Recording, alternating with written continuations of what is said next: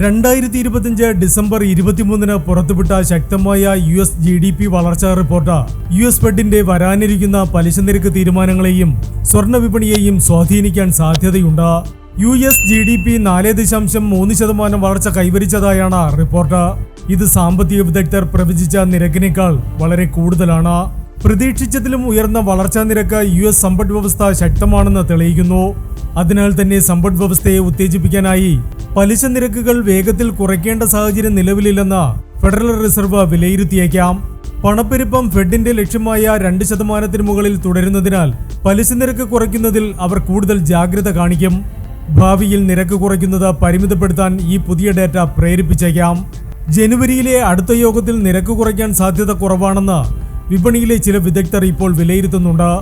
നിലവിൽ അമേരിക്കയിലെ തൊഴിൽ വിപണിയിൽ ചെറിയ മന്ദത അനുഭവപ്പെടുന്നുണ്ടെങ്കിലും GDP വളർച്ച ഇത്രയും ശക്തമായി തുടരുന്നത് US ഫെഡിന് പലിശ നിരക്ക് ഉയർന്ന നിലയിൽ തന്നെ നിലനിർത്താൻ ആത്മവിശ്വാസം നൽകുന്നു. അതിശക്തമായ ഈ വളർച്ചാ റിപ്പോർട്ട് കാരണം 2026-ൽ വിപണി പ്രതീക്ഷിച്ചത്ര പലിശ നിരക്ക് കുറയ്ക്കലുകൾ ഫെഡിൽ നിന്ന് ഉണ്ടായേക്കില്ല. ശക്തമായ US GDP ഡാറ്റ സ്വർണ്ണ വിപണിയിൽ സമ്മിശ്രവും എന്നാൽ ശ്രദ്ധേയവുമായ പ്രതികരണമാണ് ഉണ്ടാക്കിയിരിക്കുന്നത്. റിപ്പോർട്ട് പുറത്തു വന്നതിന് പിന്നാലെ റെക്കോർഡ് ഉയരത്തിലായിരുന്ന സ്വർണ്ണവിലയിൽ നേരിയ കുറവുണ്ടായിട്ടുണ്ട്. വിപണി പ്രതീക്ഷിച്ചതിനേക്കാൾ മികച്ച സാമ്പത്തിക വളർച്ച രേഖപ്പെടുത്തിയത് നിക്ഷേപകരെ ലാഭമെടുക്കാൻ പ്രേരിപ്പിച്ചു. ശക്തമായ GDP ഡാറ്റ ഫെഡറൽ റിസർവ് പലിശ നിരക്ക് കുറയ്ക്കുന്നത് സാവധാനത്തിലാക്കാൻ കാരണമായേക്കാം.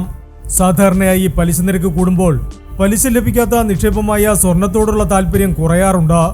ഇത് സ്വർണ്ണവിലയെ താഴേക്ക് നയിക്കുന്ന ഒരു ഘടകമാണ്. മികച്ച സാമ്പത്തിക റിപ്പോർട്ട് US ഡോളറിനും ട്രഷറി ഈൽഡിനും കരുത്ത് നൽകിയിട്ടുണ്ട്.